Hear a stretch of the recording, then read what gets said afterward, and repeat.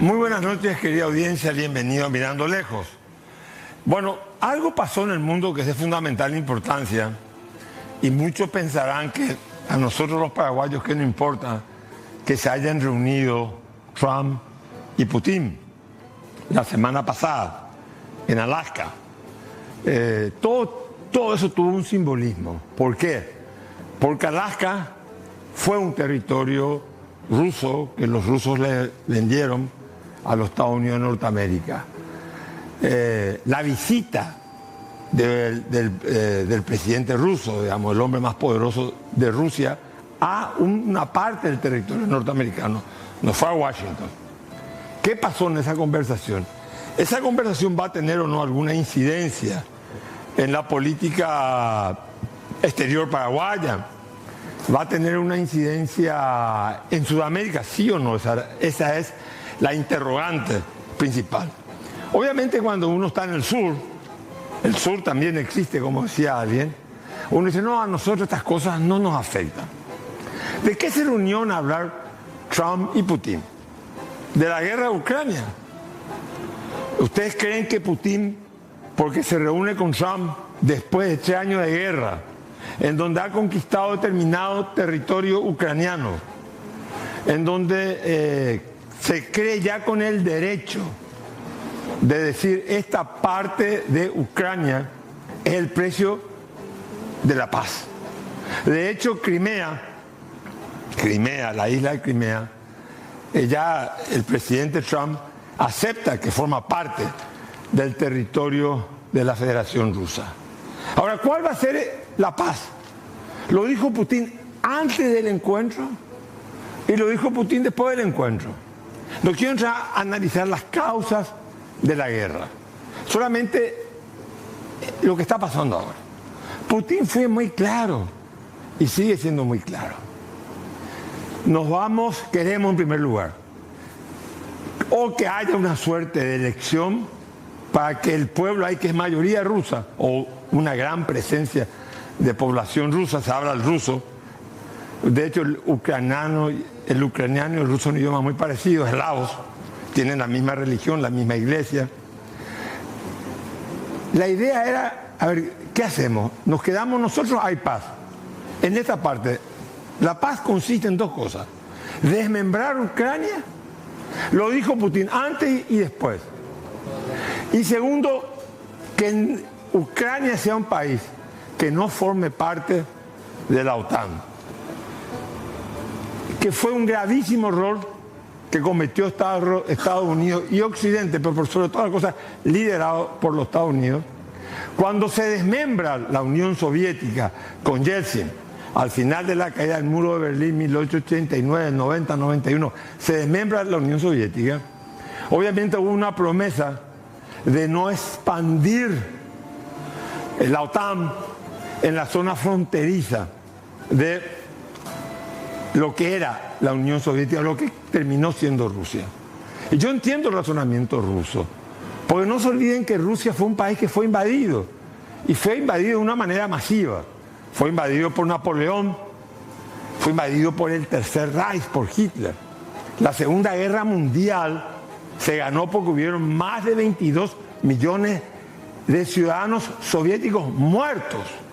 Esa zona de la geografía mundial, en menos con las hambrunas de Stalin y luego con la guerra, hubieron 40 millones de muertos en un periodo de 18 años aproximadamente, una zona muy castigada del mundo. Pero sigamos adelante. Se reúnen. Trump sale sonriendo, le recibe de una manera increíble. Anteriormente, 2 días antes, había declarado, si es que Putin sigue con los ataques, va a recibir mayores sanciones nuestras. Lo recibe, lo saca de la esquina. Putin estaba esquinado en la opinión pública mundial como el invasor, como el provocador de la guerra de Ucrania. Lo saca, lo trae, lo presenta en sociedad y entonces dice Trump, bueno, hay posibilidades de llegar a un acuerdo en la paz. Vamos a tratar de hacer una reunión tripartita con Zelensky y Trump y Putin. Zelensky va a Washington Va a Washington Zelensky. Y va a Washington también y hacen previamente una comunicación telefónica con los líderes europeos para buscar la paz. Después eso van a Washington. Todos le dan las gracias a Trump. ¿Por qué? ¿Ustedes creen que Putin, después de 3 años de guerra, del costo militar que ha significado y de otras razones, no quiero entrar a exponer las razones rusas, no porque las quiero justificar, sino porque creo que hay que ponerse en el lugar, trasladarse en el lugar del otro para saber qué piensa y por qué actúa de esa manera. Pero no estoy entrando en eso. Quiero saber cuál fue el objetivo de esa reunión. Ucrania. Sospecho que no. ¿Saben por qué? Porque en el tablero mundial, la principal competencia para su hegemonía económica que tiene Estados Unidos es China. En el tablero mundial está China, no está Rusia. ¿Y qué hizo la guerra a Ucrania? Reconciliar, o sea, que cierre, que cicatrice una vieja herida entre los rusos y los chinos. Pues cuando los dos eran países comunistas, se disputaban el liderazgo mundial. Aparte tiene una gran extensión de frontera. Y donde hay frontera territorial siempre hay, la primera hipótesis de guerra es con el vecino. Pero ¿por qué también disputaban? Por la hegemonía del liderazgo del movimiento comunista. Y como decían los chinos, dos nos pueden cabalgar adelante en el mismo caballo. Había una disputa. Pero la guerra de Ucrania los unió. Entonces, en la política exterior norteamericana, ¿cuáles son las prioridades? Ucrania, Europa. Y es la tercera prioridad norteamericana. La primera definitivamente es Asia-Pacífico. ¿Cuál es el competidor? Hay China. 24% del PIB mundial es americano, 21% es chino. Segundo conflicto, el Medio Oriente. Por eso se fueron a tirar bombas a Irán. Ese conflicto no está resuelto. Y en tercer lugar está Ucrania, que Trump está viendo que es un problema más europeo que norteamericano. Él no va a arriesgar sus relaciones con Putin porque quiere resquebrajar la relación China-Rusia para poder tener un frente menor. Ahora bien, esta tarde estábamos viendo que un barco de guerra norteamericano, que es, digamos, el barco que primero envían para hacer una invasión, una intervención militar, y después escuchábamos, leíamos declaraciones de la vocera de la Casa Blanca, en donde decían, lo trataban a Maduro. Claro que Maduro no es de mi preferencia política para nada, al contrario, yo creo que es un presidente ilegítimo que perdió las últimas elecciones, por lo tanto un hombre que está abusando y ejerciendo arbitrariamente el poder. Pero decía la fuente norteamericana que era uno de los que protegía y era uno de los mayores promotores de la exportación de drogas hacia los Estados Unidos de Norteamérica. Los norteamericanos siempre tienen la lógica de la lucha en el combate contra el narcotráfico, que hay que combatir en nuestros países, pero en sus países, digamos, no. O sea, también lo combaten, pero el origen es ahí. O sea, el origen está en la demanda, no está en el consumo. Está en la demanda, perdón, no en la oferta. El que consume no es responsable, sino el que le vende.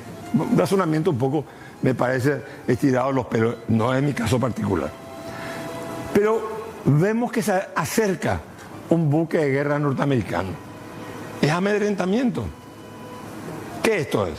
O esto va a ser lo que Kissinger sugería cuando querían sacarlo a Saddam Hussein.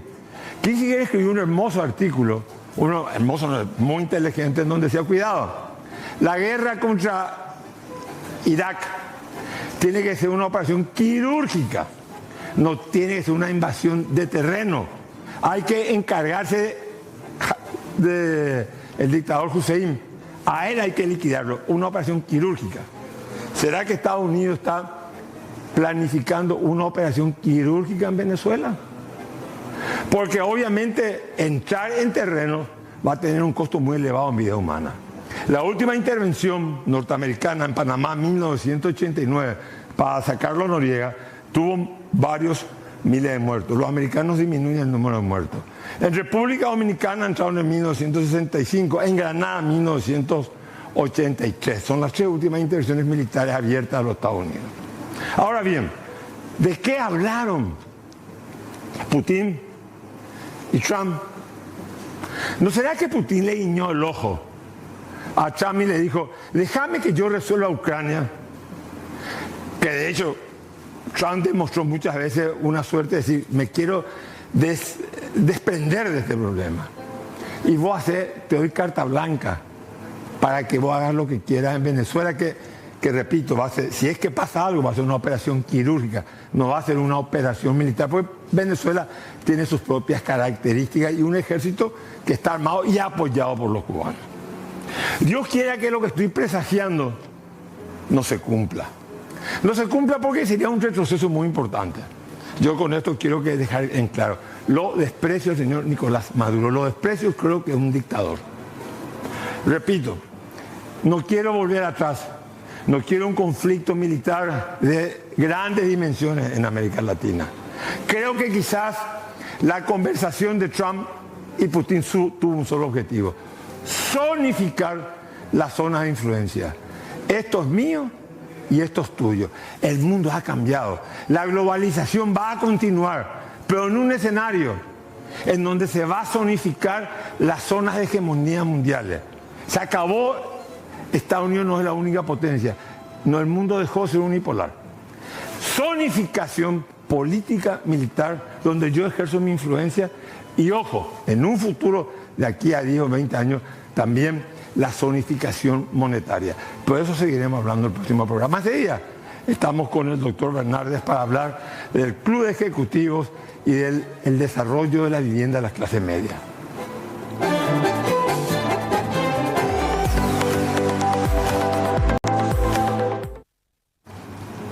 Bueno, seguimos el programa. Está con nosotros Jorge Bernardes del Club de Ejecutivos. El Club de Ejecutivos, a ver, explícanos, Jorge, qué es el Club de Ejecutivos para que sepamos. Bueno, Carlos, muchas gracias por la invitación. Un placer compartir contigo y con tu audiencia.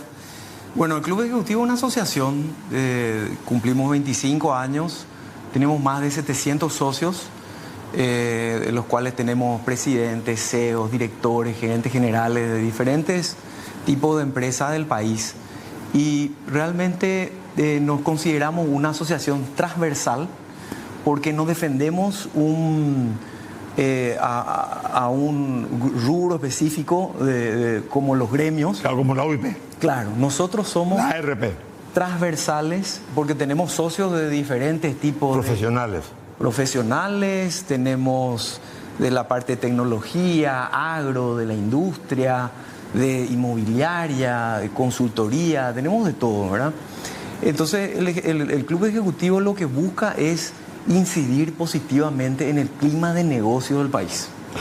Ahí te paro. ¿Y cómo ves el clima de negocio del país?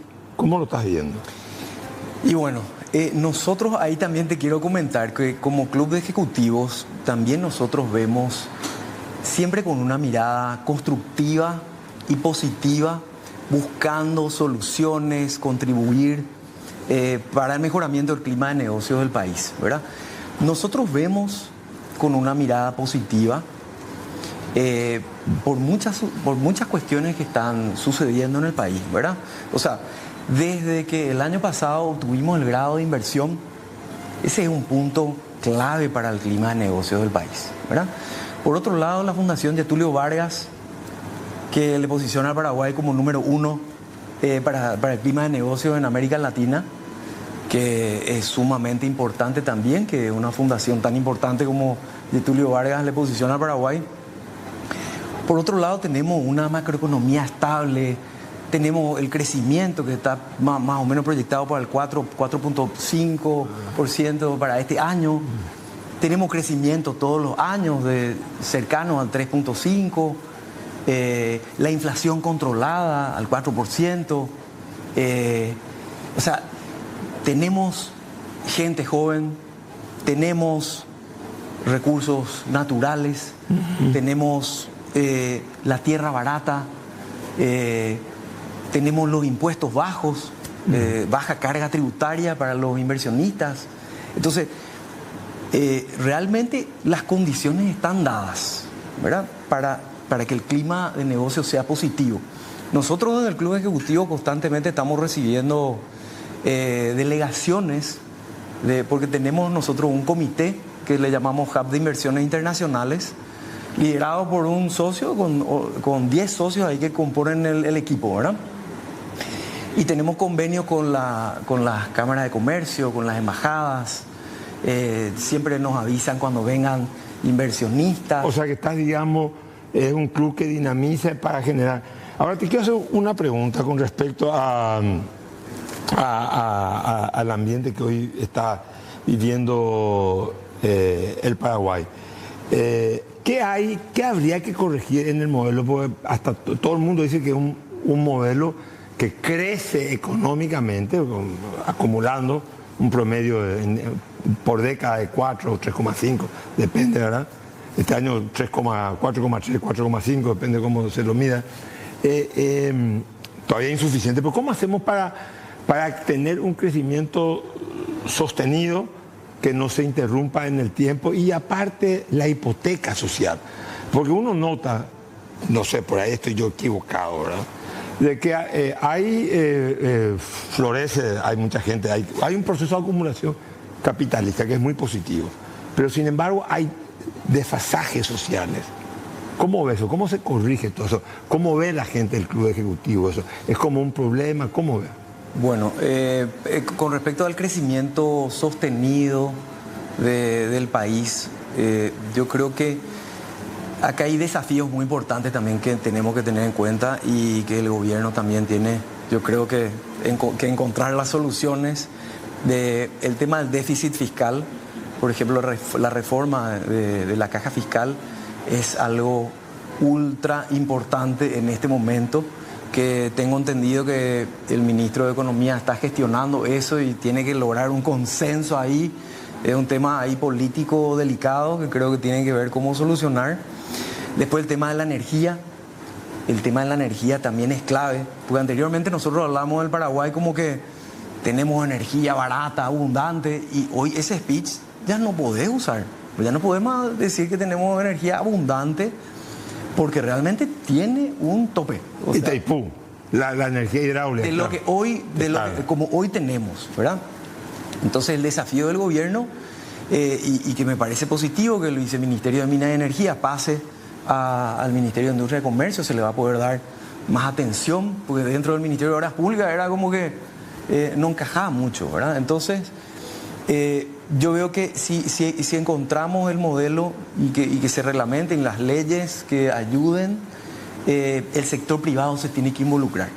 Todas estas cosas que te menciono, la obra de infraestructura, la bioceánica, todos esos van a ser componentes claves para que la economía pueda crecer y la inversión extranjera directa, que es lo que necesitamos nosotros. Pero no vienen. Y no vienen todavía. ¿Y por qué te parece que no vienen? Y mira... Vos sabés que bajamos el nivel de inversión extranjera. En el 23, 520, y después bajamos a... para mí es poquísimo, 300 millones, 400 millones. Uruguay tiene 10 veces más que nosotros. Sí. Entonces la inversión extranjera directa, primero yo creo que ve el mercado. O sea, el mercado paraguayo es de 6 millones, 7 millones. No es el mercado paraguayo la mirada, ¿verdad? El mercado brasilero, ¿verdad? Conectarnos con la cadena de producción del mercado brasilero, ¿verdad? Ese es un camino. La maquila. La maquila, que de hecho están utilizando muchos inversionistas, muchos empresarios brasileños, la maquila. Y que yo veo de positivo de la bioceánica, ¿verdad? Hablando nomás de eso, porque tuvimos un encuentro con la ministra de Obras Públicas, el presidente de la FECOPROD, que aglutina a todas las cooperativas más importantes ahí del Chaco, con el presidente de Cavialpa, también Paul Sarubi. Estuvimos en un evento del club y realmente yo no dimensionaba el potencial de la bioceánica. Realmente cuando comencé a estudiar, pues yo me tuve que preparar para esa presentación que tuvimos ahí, ese conversatorio, y ahí comencé a mirar y entender lo que va a significar para el Brasil poder tener la conexión al Pacífico, que hoy tiene que hacer de forma marítima todo, ¿verdad? Entonces la bioceánica le va a ahorrar a Brasil 8.000 kilómetros yendo directo, atravesando por la bioceánica, ¿verdad? Va a ir directamente a Chile, a Antofagasta, a China. 188 billones de dólares Brasil comercializa con China, con Shanghái. Imagínate lo Sí, su principal socio comercial es China. Sí. Y imagínate lo que va a hacer esta bioceánica para Brasil, ¿verdad? Desde Santos, ahí en San Paulo, Puerto yendo por la parte ahí de Mato Grosso do Sul, Puerto Murtiño, ahí. Atraviesa el Chaco. Entonces, el tema de la bioceánica yo creo que va a ser muy positivo para el desarrollo de la inversión extranjera directa porque se van a desarrollar van a haber polos de desarrollo en esa zona. Decime una cosa, se están presentando, hoy se presentó un proyecto de ley de justo precio, que tienden al control de los precios, se habló mucho de eso últimamente, se presentaron ya previamente otros por proyectos. La bajada del dólar. Sí, ¿cuál es la filosofía del club ejecutivo? ¿Tiene una visión de que el Estado intervenga en la economía o tiene más un criterio de que el Estado se encargue de las áreas sociales y de que la economía tenga sus reglas definitivamente, ¿verdad? Pero digamos, no intervenga? ¿Qué te parece a vos este debate que se está instalando o al club ejecutivo, digamos, con respecto a los controles de precios? Hay un proyecto legislativo que entró hoy, por ejemplo. Y que es de la bancada oficialista. Sí. Te doy una mirada, ¿verdad? El precio justo, yo no puedo determinar cuál es el precio justo, ¿verdad? El precio justo depende del producto que vos tengas y de lo que quiera la demanda, ¿verdad? No puedo decirte cuál puede ser un precio justo, pero el Estado debería mirar, debería alentar, pero no puede, creo yo, ¿verdad? No puede obligarte o decirte este es el precio de tu producto, salvo que sean productos de mucha necesidad para la gente. Los medicamentos, ¿verdad? O sea, para los medicamentos sí siento que es un requerimiento que no puede vender. La gente necesita comprar un medicamento y vos le vas a vender, aumentó 30%. Entonces hay cosas en las que el gobierno yo creo que debería entrar. El combustible podría ser, ¿verdad? Pero no. ¿Pero te parece que el Estado tiene que entrar? No le puedo obligar a un emblema a qué precio tiene que comercializar. Ahí ya es la oferta-demanda. Si tu precio es más bajo que el mío, vos vas a vender más que yo.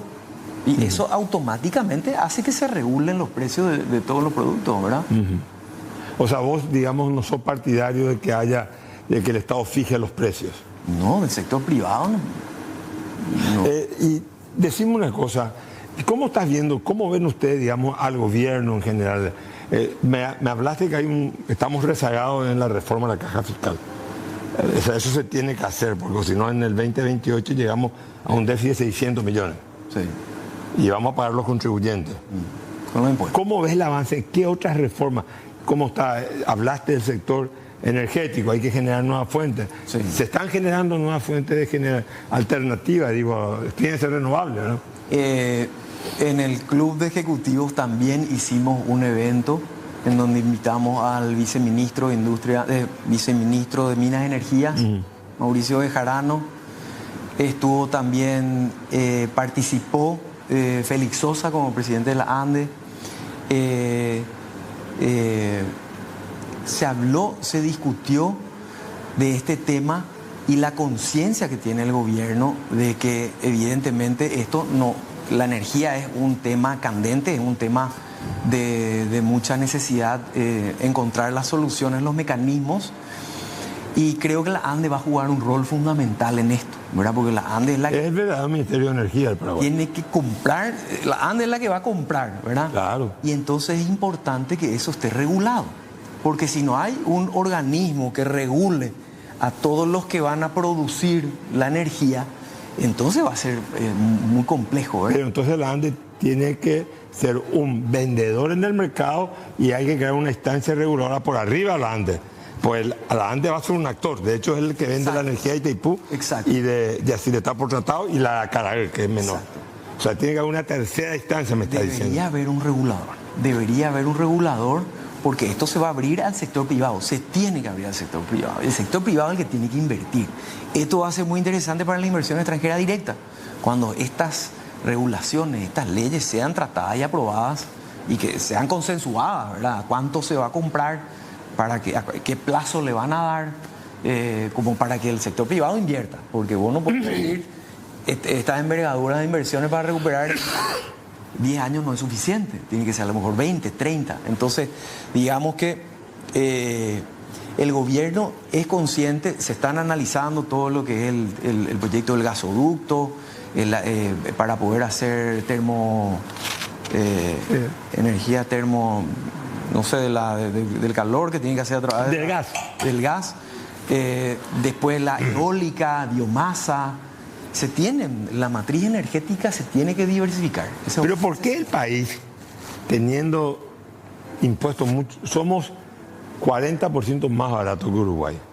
¿Por qué Uruguay recibe tanta inversión extranjera y nosotros no la recibimos? Te pregunto, me vas a decir, espera, la inseguridad jurídica, el poder, la parte judicial, pero te quiero hablar de otra cosa.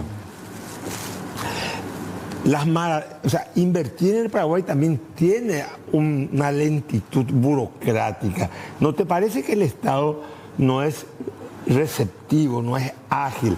En el momento, si vengan, mover rápido los papeles para poder instalarse. Sí. Abrir una cuenta bancaria para cualquier empresa es un dolor de cabeza y vos te vas a Estados Unidos a abrir tu cuenta bancaria sin mayores problemas. Sí. ¿Eso no te parece que es un impedimento que hay acá, más allá del Poder Judicial, de la inseguridad jurídica, que ya sabemos... Ya sabemos que... bueno, pero y el otro, te estoy hablando la parte administrativa, burocrática del Estado. ¿No hay una lentitud ahí?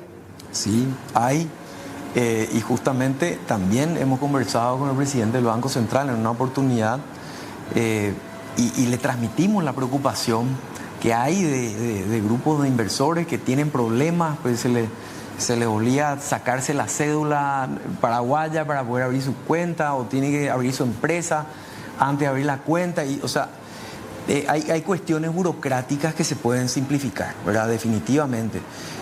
Pero entendamos que en nuestro país, si hablamos de las instituciones, por eso estamos hablando de la institucionalidad, ¿verdad? También institucionalidad y seguridad jurídica.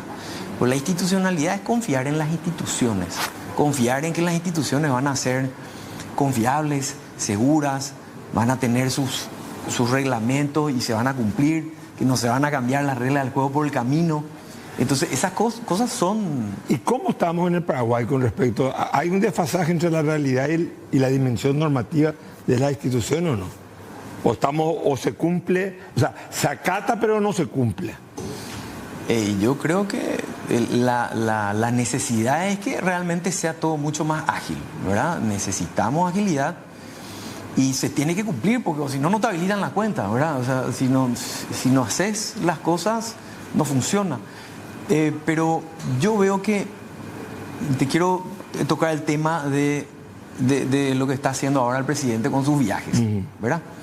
El Paraguay no es conocido en el mundo, ¿me entendés? El Paraguay no es conocido. Entonces, después de haber logrado el grado de inversión, que me parece muy positivo, yo creo que estos viajes que hace el presidente para salir al exterior a vender al Paraguay están bien. Yo creo que nosotros necesitamos como país que el Paraguay se venda.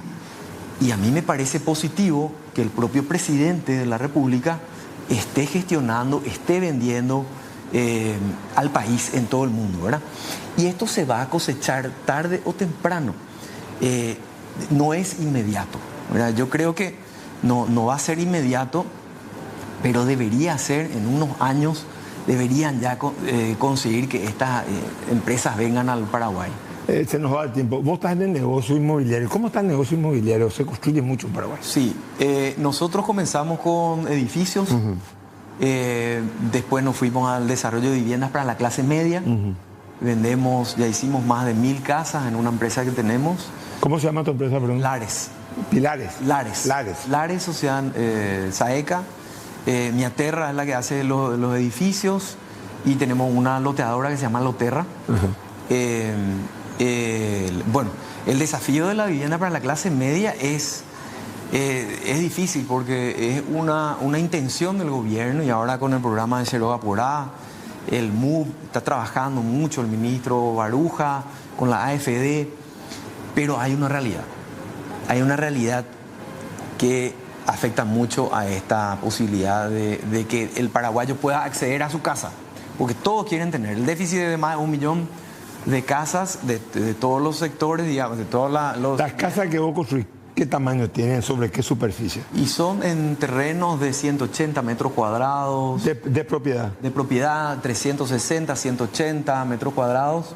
Y las casas son de 2 dormitorios, son de 60, 70 metros cuadrados. O sea, estás pensando, o sea, se construyen ya pensando que la población paraguaya ya no va a ser más de los matrimonios con 3 hijos, sino con 2 hijos. Sí, porque se pueden ampliar. Nosotros hacemos modulables como para que vos puedas ampliar a un tercer dormitorio. Sí, pero en principio es, digamos, para 1 o 2 hijos. O sea, la familia grande. Lo que pasa es que para los números, el precio de venta que tenemos que salir es la cuota en la que se vende, ¿verdad? Claro.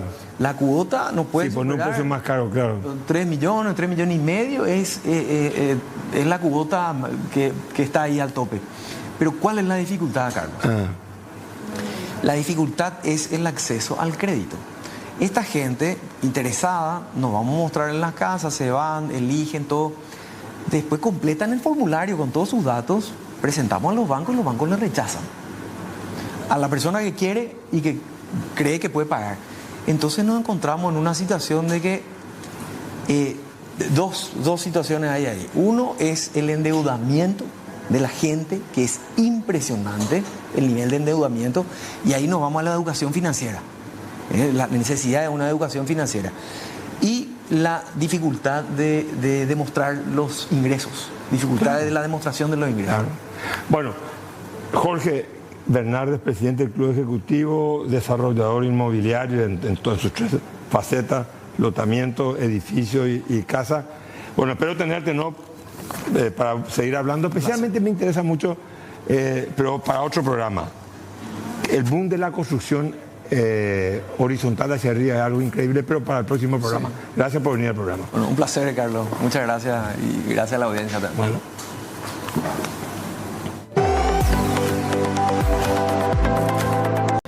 Bueno, estamos con el ingeniero agrónomo Carlos Romero, él es presidente del INCOP, y la verdad que yo recuerdo, y voy a preguntar eso a él, que me escuche bien, recuerdo cuando yo era senador de la República, el cooperativismo tenía una fuerza que parecía que se expandía, y ahora está en lo que se llama un estate quieto, con muchas denuncias, lastimosamente con el señor Osorio, que está, creo, imputado por lavado, algunas cooperativas cayendo. Recuerdo que en aquella época, cuando yo era senador de la República, el ahorro estaba más depositado en las cooperativas que en los bancos. Decime, ingeniero, ¿qué pasó, ingeniero Carlos Romero? ¿Qué pasó con esa expansión que tenía el ahorro cooperativo y ahora que la banca privada está muy por encima? ¿Qué pasó?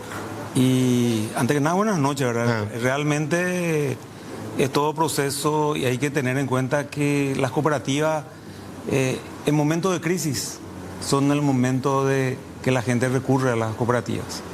Y si partimos de la crisis del sistema bancario... Del 95 en adelante. Del 95 en adelante. Al 2001, cae el Banco Alemán. Sí, realmente eso dio un crecimiento inusitado al sector cooperativo. Sobre todo de ahorro. Banco... No había confiabilidad del sector en ese momento y el brazo receptor era el sector cooperativo. Hoy, en una situación de grado de inversión, de condiciones, de pelea de mercado, hoy se mantiene aproximadamente un porcentaje alrededor del 20%, entre el 20 y el 30% del sector de ahorro nacional está en el sector cooperativo. Está en la cooperativa.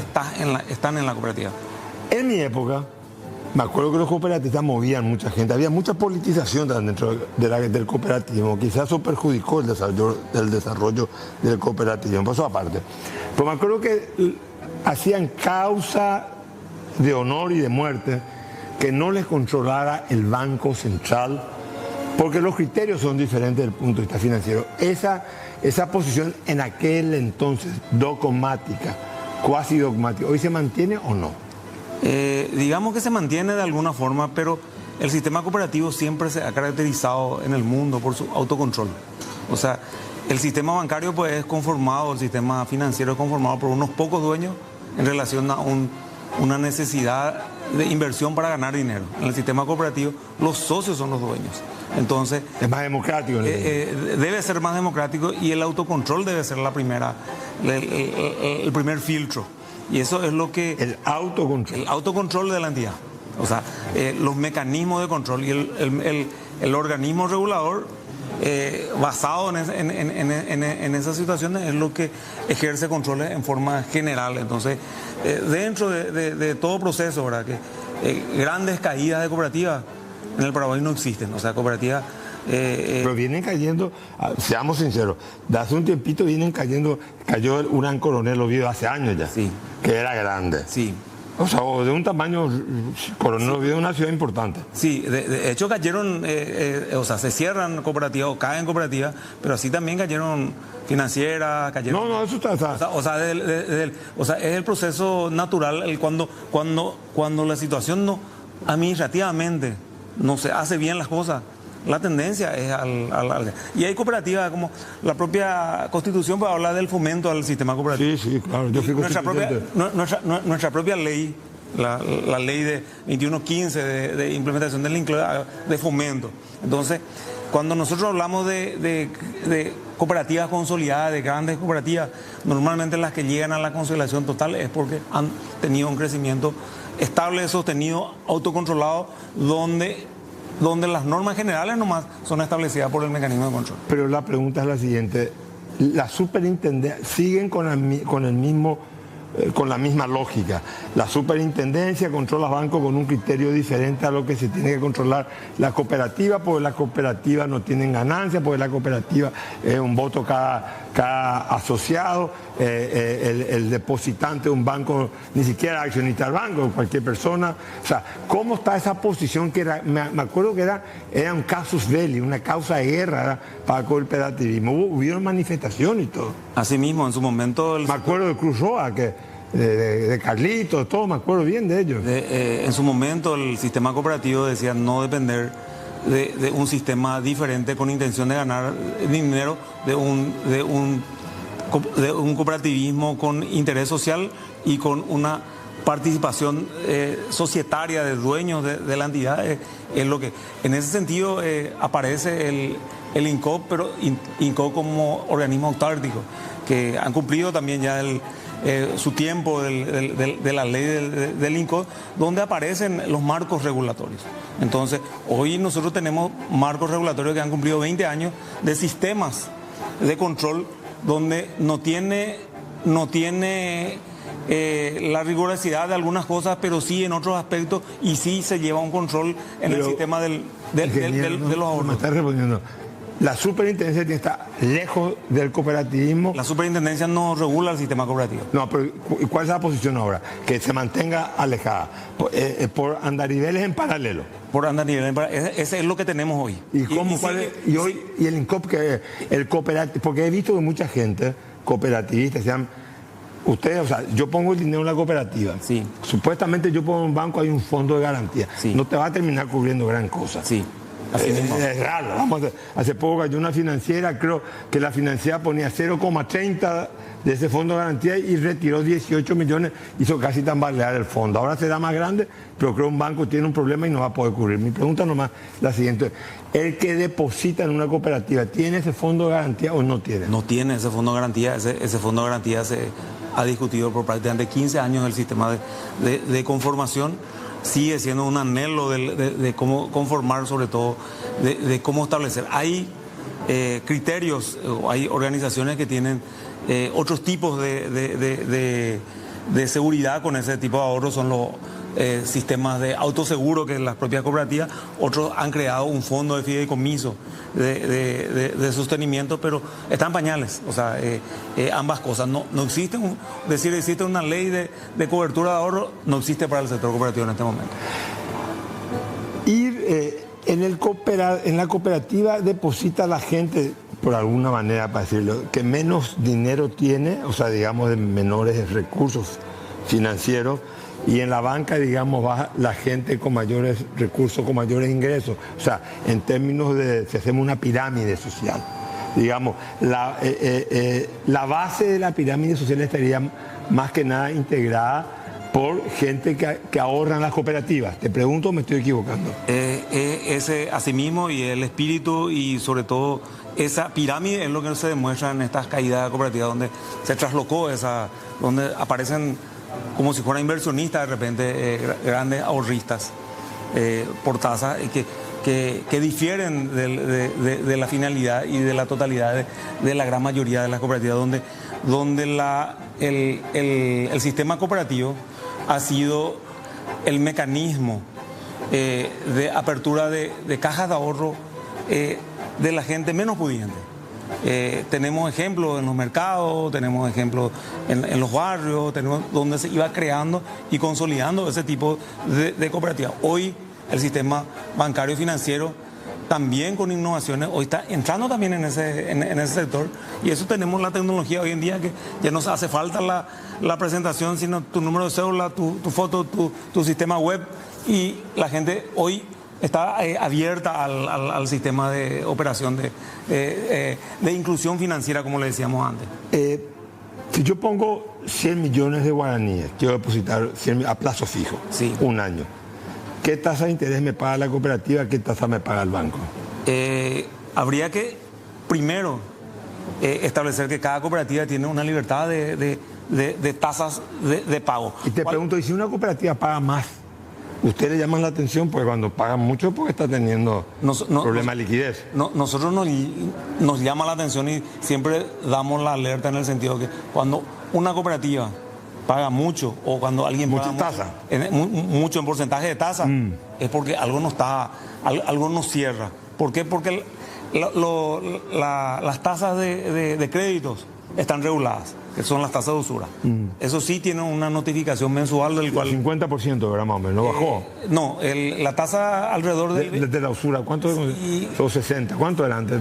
En este momento la tasa de usura está alrededor del 28%. 28%, pero sumando la morosidad y todo. Ya sumando la morosidad por varias veces contributiva, todo llega a 28 máximo. 28% es la tasa máxima que una entidad puede... No, eso ya pedí prestado, pero después si hay una morosidad, antes se agregaba todo y se llegaba a un monto más alto. No llega. Ahora ya 28. 28 se conforma la ley de la aplicación de la cosa. Nosotros llevamos... Ustedes tienen igual en ese sentido, la ley es similar para las cooperativas que para la banca. Sí, nosotros inclusive tenemos un acuerdo con el BCP, el que ellos establecen la tasa máxima, y nosotros aplicamos el INCOE ya hace aproximadamente 7 o 8 años que se está aplicando ese sistema. El BCP es el que establece la tasa máxima y se aplica. Es la misma cosa con las tarjetas. Bueno, pero si yo me voy a una cooperativa normal, digamos que no está timbeando con el dinero porque se timbea, ¿cuánto es la tasa que me paga una cooperativa y cuánto me paga un banco? Y estimemos que no puede haber una diferencia más del 3% más o menos del costo entre el banco y la cooperativa. ¿Y quién paga más? La cooperativa. ¿Cuánto está pagando la banca ahora pues, en guaraníes? Ya sé que difiere, 11, 10, 12. Está pagando alrededor del 8, 9%. 9%. Y usted está pagando 11, 12. El sector cooperativo tendría que estar pagando entre 11 y 12 como tasa ideal.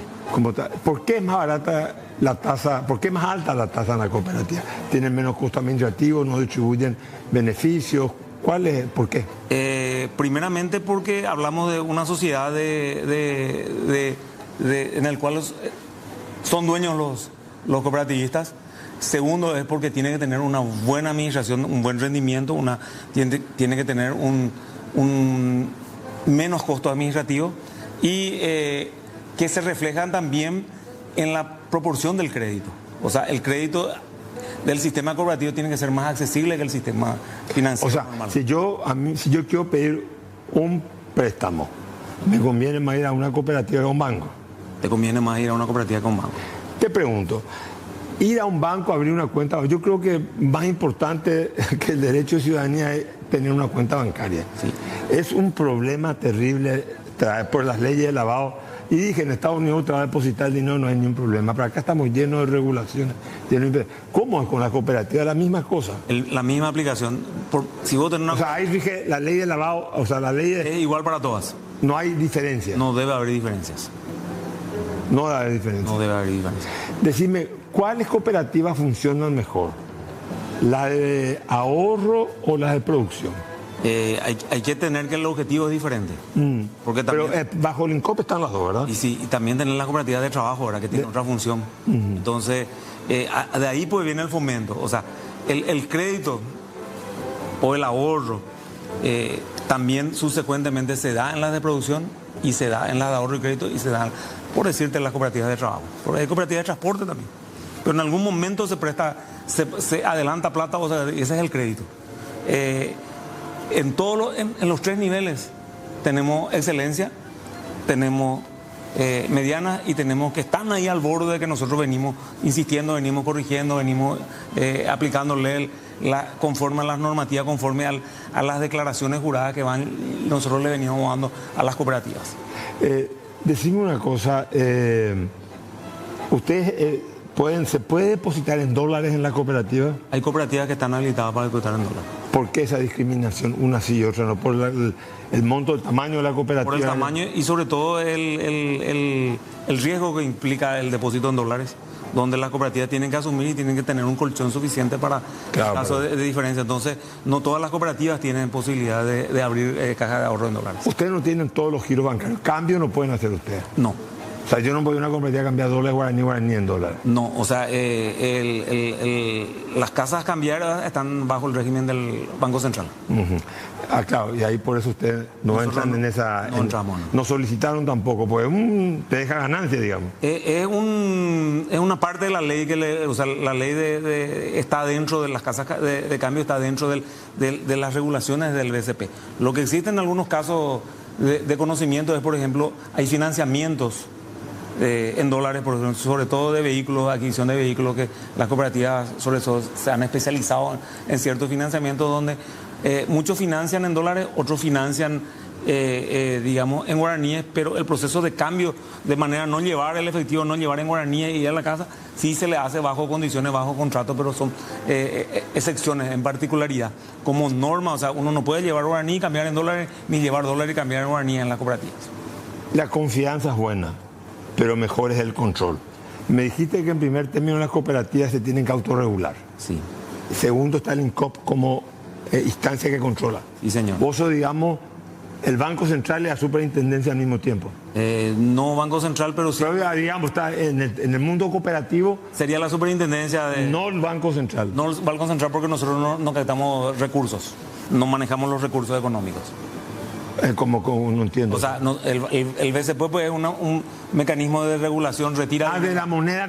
Pero te digo, en el sentido... entiendo, la política monetaria a nivel nacional o cambiaria, pero te digo, en el sentido de... Ustedes son... Por arriba, usted no hay otra autoridad que pueda regular. No hay. Ustedes dictan la norma de cómo tienen que funcionar, el modo operante, y aparte después les sancionan si no cumplen. Así mismo. Te pregunto, ¿hay mucha corruptela en las cooperativas?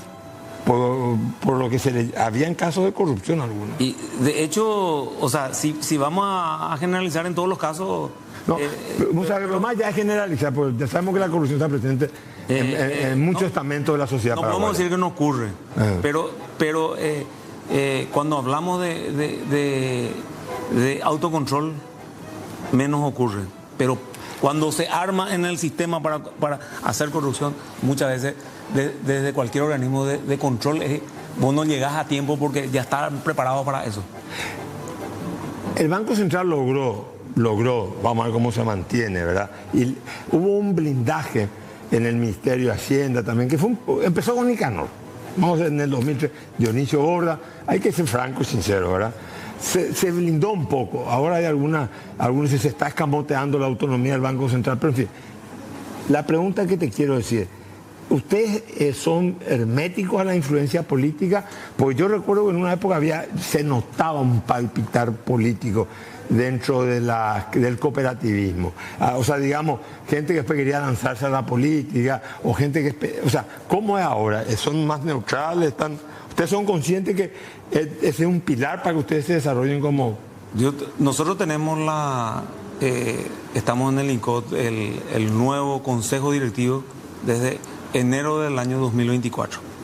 Somos eminentemente técnicos, poco políticos, y nosotros llevamos la postura de respetar los criterios técnicos. Es lo que nosotros venimos haciendo a lo largo de eso. Tenemos apoyo de la parte estatal de lo que... ¿Con quién te vinculás vos en el gobierno? ¿Hablas con el BCP y con quién más? Con el BCP para intercambiar información. Con el BCP tenemos un convenio de información y tenemos reuniones de algunas condiciones. Pero conforme a la ley... ¿Ustedes le pasan la información de quiénes son los ahorristas de la cooperativa al BCP? ¿Quiénes son los ahorristas? No. Pero sí la información del ahorro, sí O sea, de la cooperativa en general, no individualmente. No individualmente. Y los bancos le pasan, sin embargo, toda la información. Al BCP no te podía responder eso, pero no sé. ¿Y a la DENIT?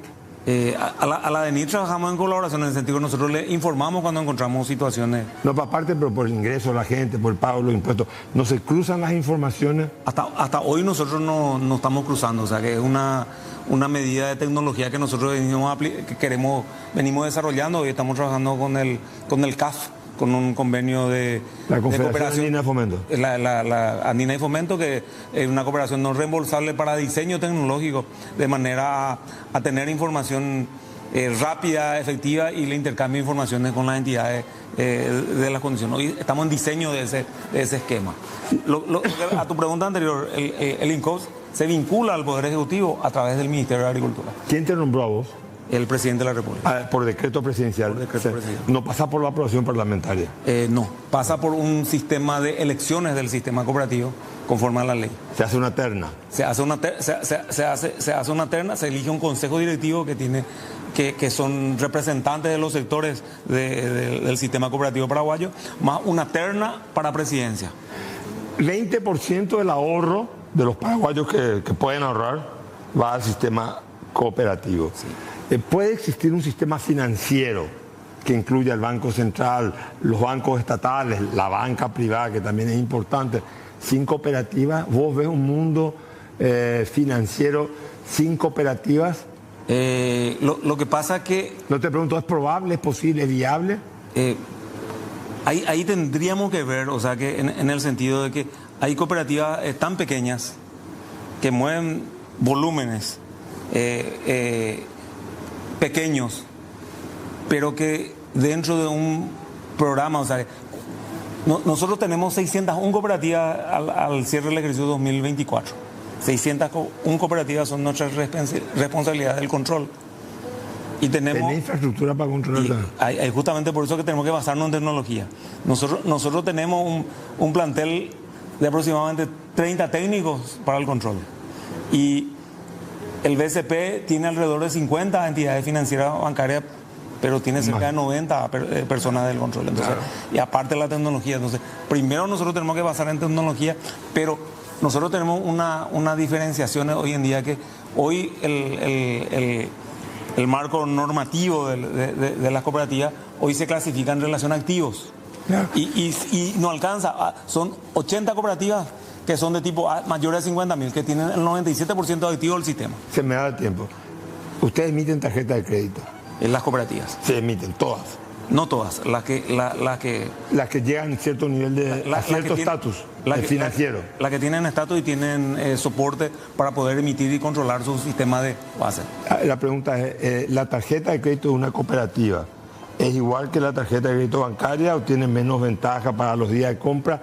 ¿Tiene más o menos tasa de interés en la morosidad? Normalmente, o sea, hay diversos tipos de tarjeta de crédito. Mastercard, que es una de uso internacional, tiene un amplio uso en el mundo, ¿verdad? Pero las tarjetas nacionales acá también a través de los bancos se emiten en cooperativas.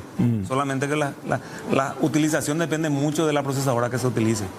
O sea, no va por la capacidad de la cooperativa, es la capacidad de la garantía de la emisión de las tarjetas. Te hago una pregunta última, que no sé si ya tenemos que cerrar el programa.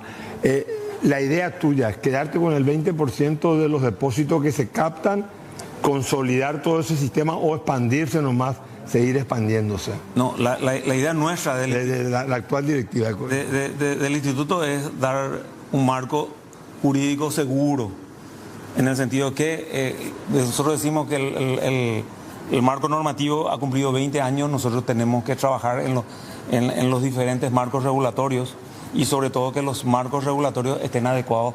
Es muy diferente hace 20 años atrás de lo que es hoy y lo que asume la tecnología, de lo que asume hoy la web, las condiciones y la información que nosotros podamos procesar y utilizar la inteligencia artificial de manera que el proceso de verificación sea más automático, de manera a dar una seguridad al sector cooperativo y al asociado que está allí del proceso. Entonces, eso lleva un camino largo en el sentido de que nuestros equipamientos, nuestro diseño de equipamiento probablemente en un periodo de tiempo no relativamente largo tenemos que ir cambiando y adecuando. Porque la banca se modernizó en eso. Usted está rezagado con respecto Nosotros estamos rezagados en este momento en el control. A consecuencia. A consecuencia de eso en el control. No podemos ya manualmente. Ya no se puede hacer manualmente. Bueno, ingeniero Carlos Romero, muchísimas gracias. Mira, yo te voy a decir lo que yo pienso, ¿verdad? No puede existir un sistema en los países como los nuestros sin que haya un espacio para el pequeño ahorrista. Así que tener una función evangelizadora en el sentido de hacer que la inclusión financiera y la educación financiera de la gente para que pueda acceder y saber gastar su dinero. Estoy de acuerdo, doctor, y ese es el ejemplo que te ponen en los mercados. Cuando nadie ingresaba en los mercados, el sector cooperativo hoy tiene seguridad en los sistemas cooperativos donde los pagos son al día, por ejemplo. Los esquemas son al día. Y no hablamos solamente de acá de Asunción, hablamos de ciudades circunvecinas, hablamos de ciudades del interior, de Ciudad del Este, Encarnación, donde el movimiento del pequeño en el día a día, el cooperativismo lo trabajó, lo ensalzó, abrió su caja de ahorro cuando nadie creía que podía. Hoy el sistema bancario está mirando también eso, y la pelea y la agilidad muchas veces es más rápido. O sea, usted compite con el tema bancario. Se compite con él por el socio, en el sentido. No, claro, se compite, pero también compiten entre las cooperativas. Y se compite en el desarrollo del. No, está bien, pero a eso fortalece. Hay que innovar y hay que darle seguridad. Bueno, muchísimas gracias, ingeniero, muy bueno, y te digo, yo apoyé mucho al cooperativismo cuando era legislador, así que espero que no haya sido un esfuerzo estéril y terminemos todo mal, muchas gracias. Entonces, estuvimos con el ingeniero Romero, Carlos Romero, y como decía mi amigo Humberto Rubín, ha sido una noche más. Amandau, cuando